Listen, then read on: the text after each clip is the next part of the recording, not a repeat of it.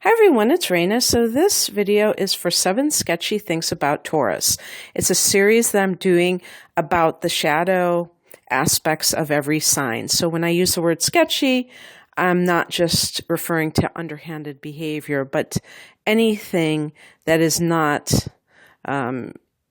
positive, some of the more challenging personality traits associated with each sign. And it's meant to be fun, but it's also meant to be informative because some of these things may be apparent in a particular person that you know. And if you are a Taurus, you may recognize certain of these characteristics within yourself. And I give kind of tips on how to deal with it if the other person is a Taurus, and if you are a Taurus, how you can change your ways. So, number 1, greed, materialism, and self-indulgence. And I'm putting all of these together. I could have, made them each their own thing, but I don't want to repeat myself, and I think that they're all connected. So, why would this be the case for Taurus specifically?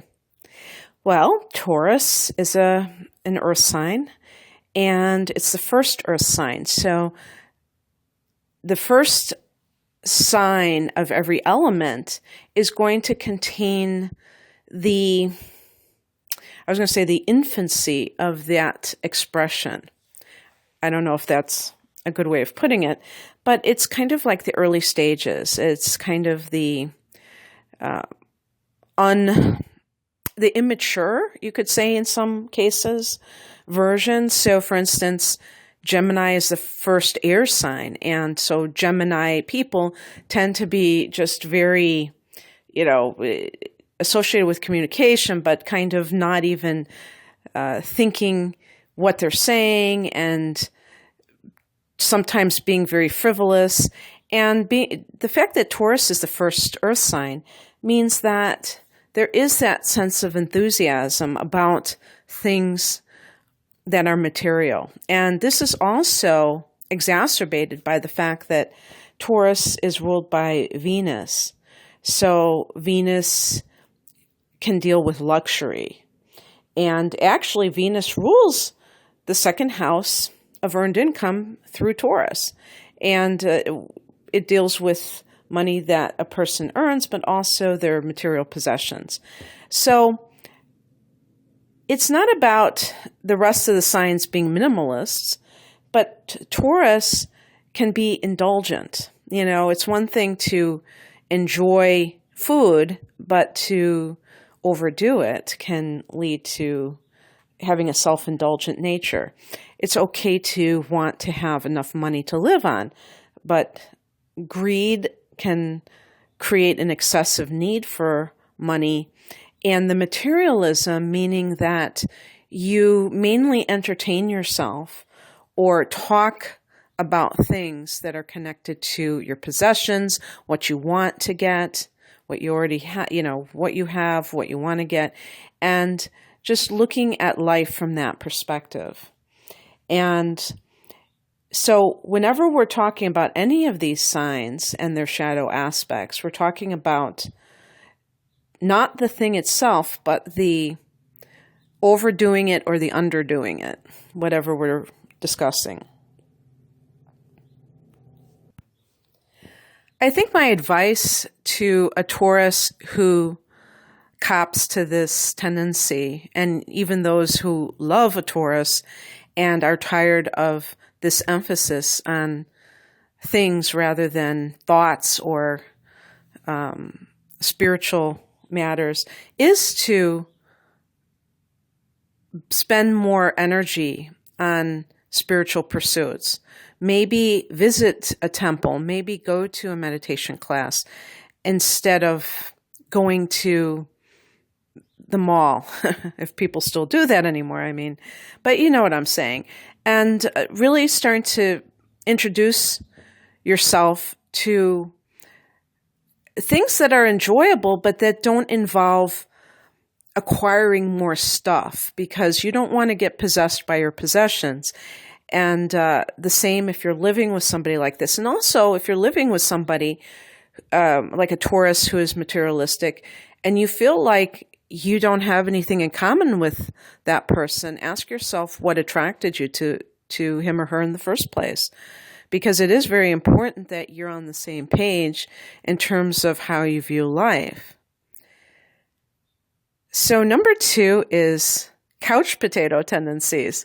And I could have put laziness, but I don't really like the word lazy because maybe because I have Taurus rising and I resemble that remark. Again, Venus.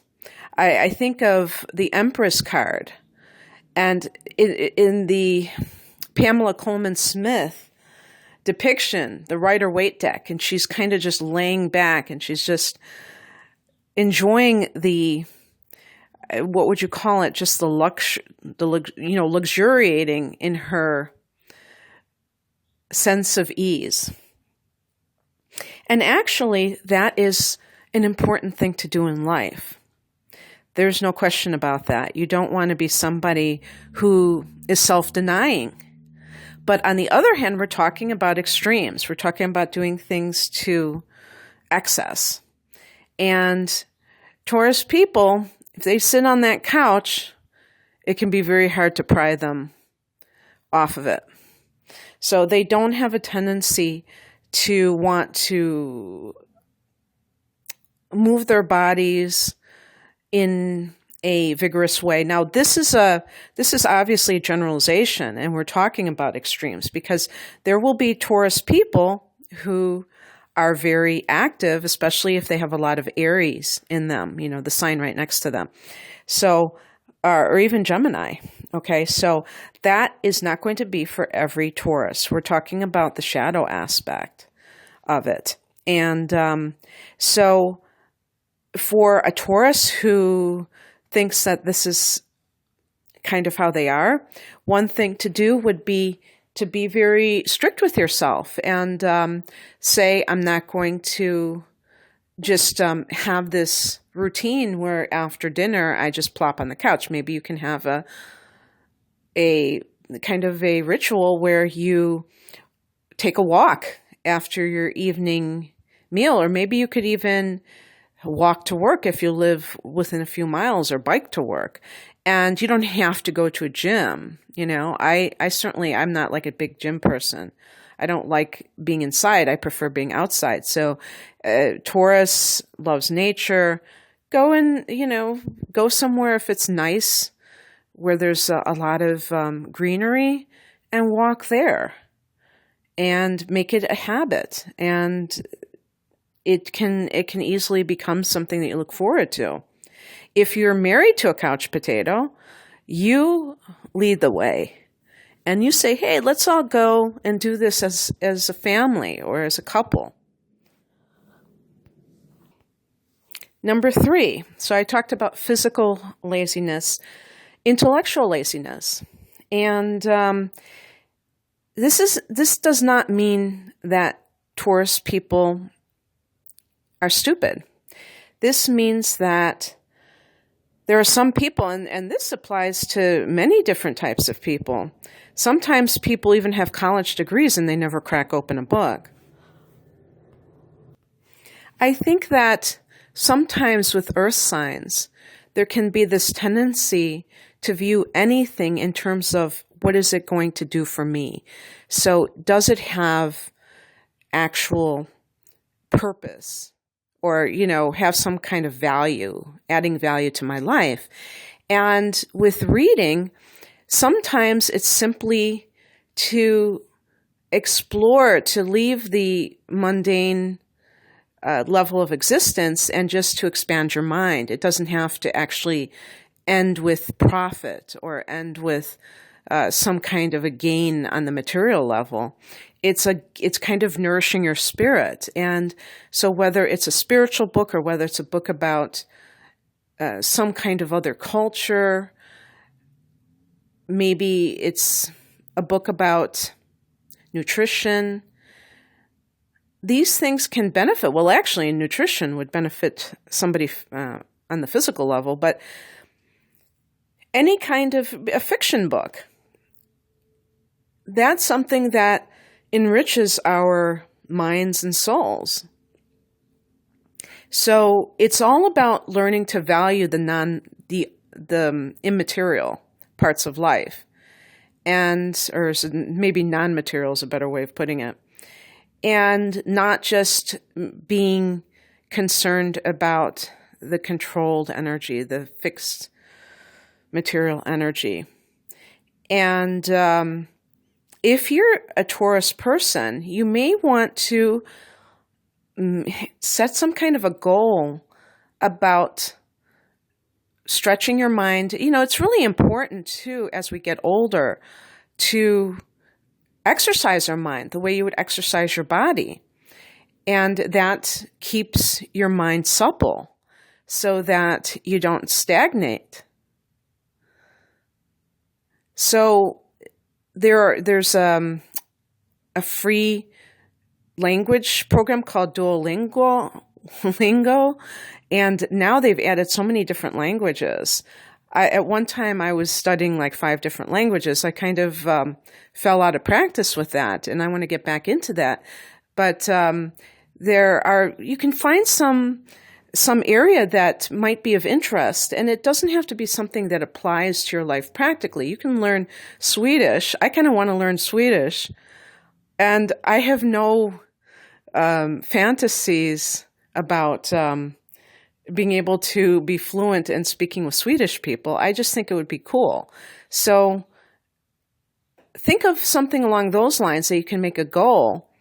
And maybe, as I record this, you have your solar return and new moon coming up. So you might in May. So that might be one of your intentions that you set for the new year. And it's fun. It's a fun thing to do that is different. If you have a tendency to have fun going to concerts or things of that nature, parties, it's a different kind of fun.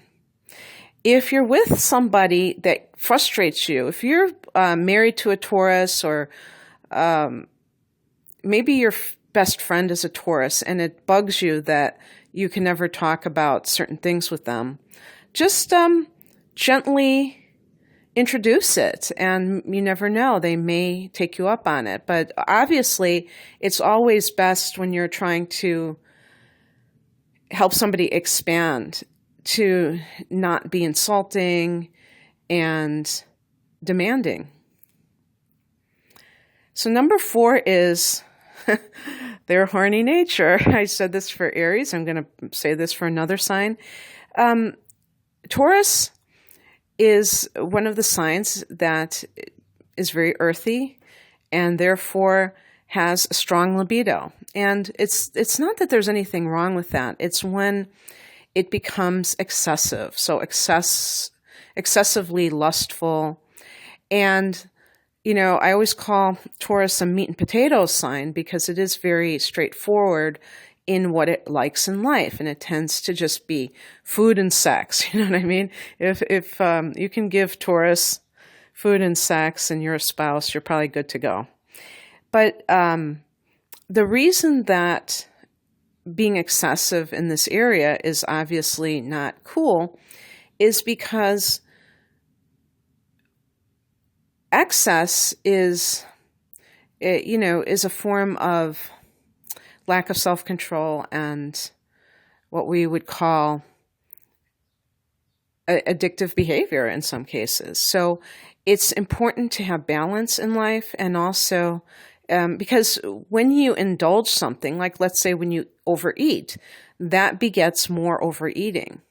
And the same thing with sex and every physical pleasure. So there has to be this moderation and understanding why, not just doing it, but understanding the benefit of it. And then you appreciate things more too.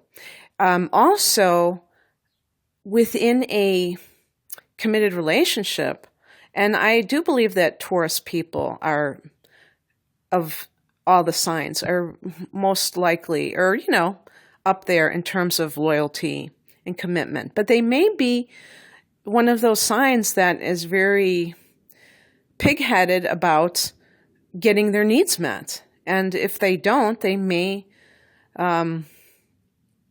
get upset about it with their partner. And they have to be made to understand that just because they want something doesn't mean that it should be given to them. And they have to learn how to kind of, if they have a very high sex drive, to bring it down to their partner's needs, because that can create a lot of friction in the relationship. And if you're married to somebody like this, you have to make them understand that what they're doing is destructive to the relationship. And they have to be more understanding of your needs. Number 5, stubborn as F. And this is going to be true of all the fixed signs. The other fixed signs are Scorpio and Aquarius and Leo.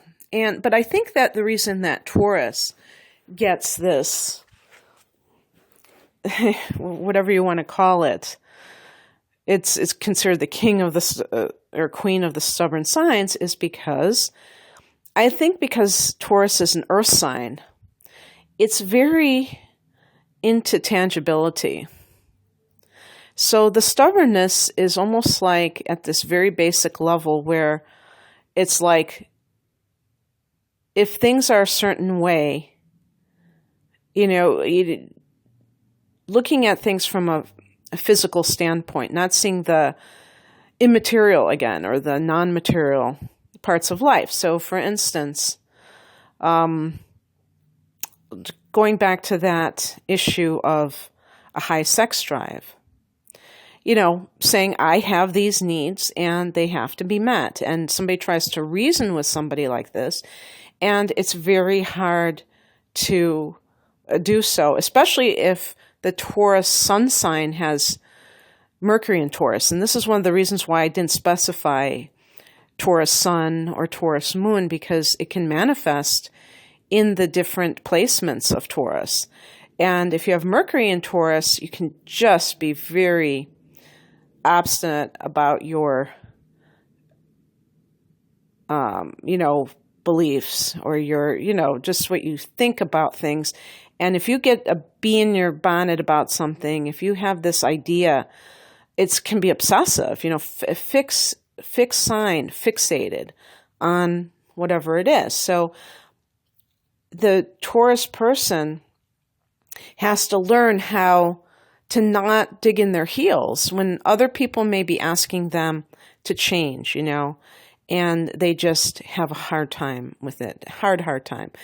But plus, wanting to think things the way that they think them and not considering another point of view.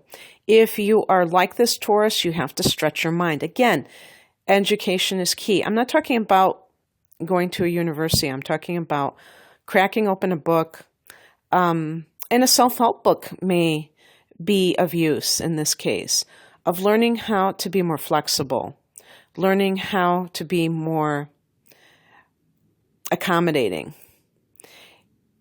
One of the things that, and this we could call this rigidity too, being inflexible.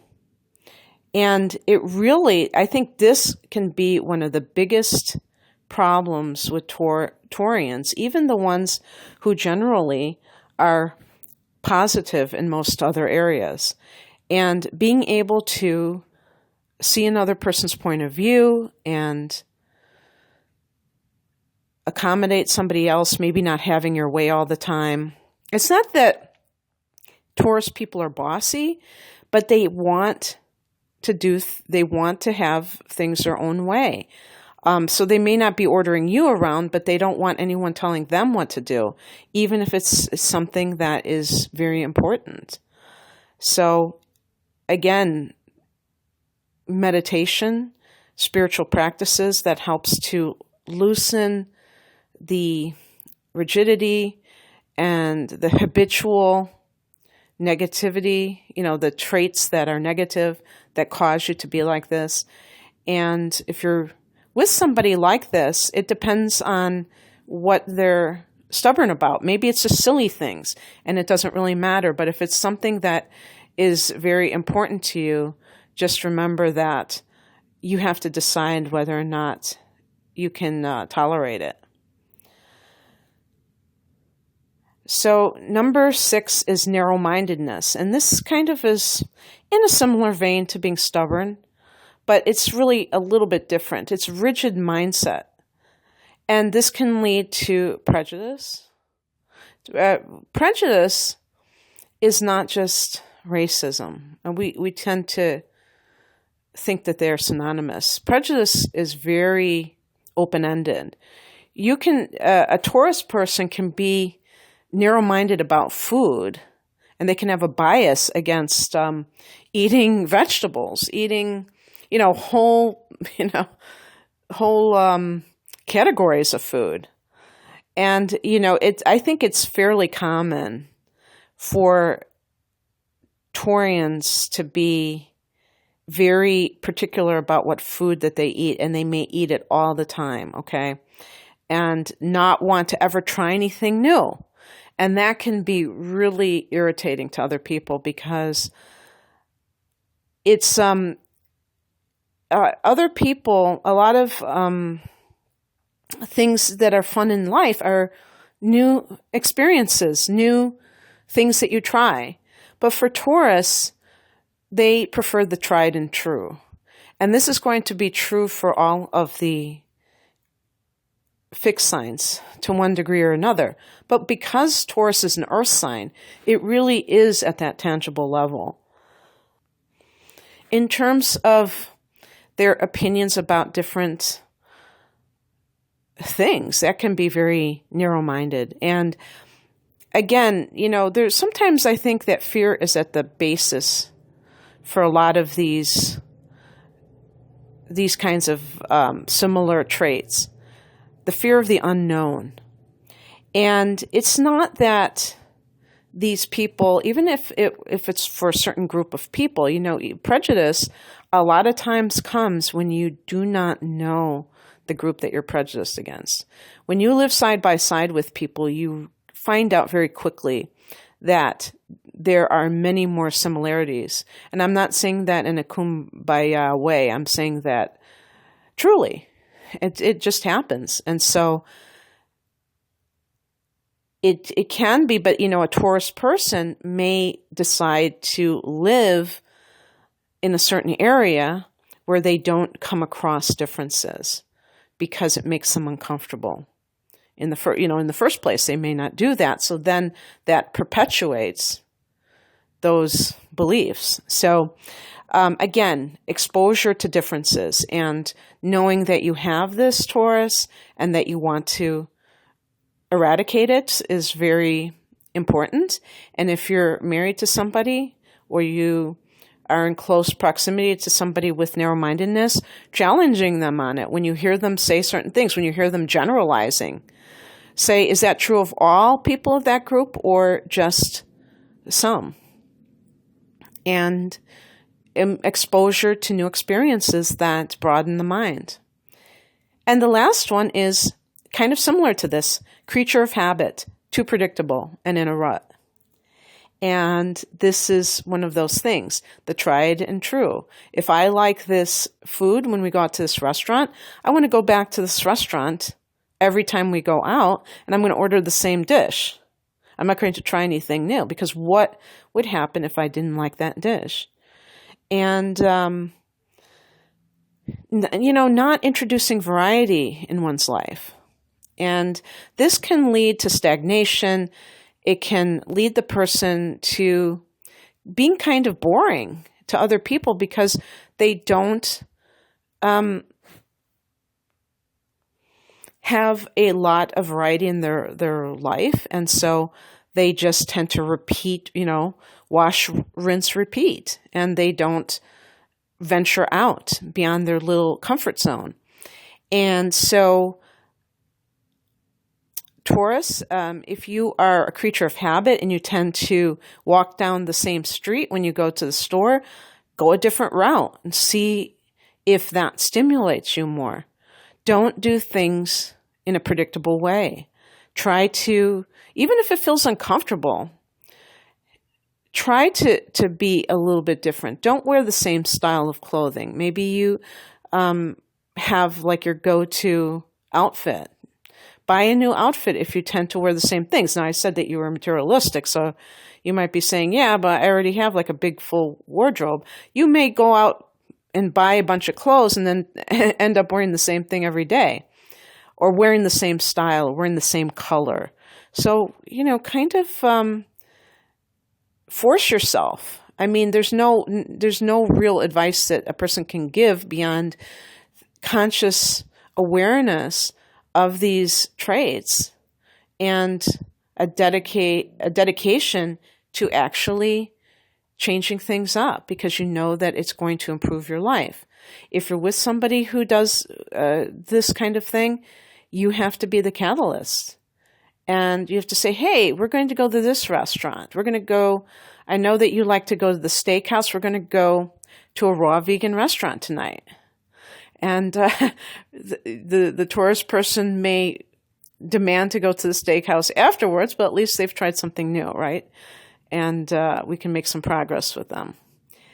Okay, you guys. Well, that's what I have for the 7 sketchy things about Taurus. And if you like this style, I'm going to link my natal chart interpretation, because that gives an example of the analysis I do. And I also, in those readings, I also look at the next 12 months and some hotspot periods for different areas of your life.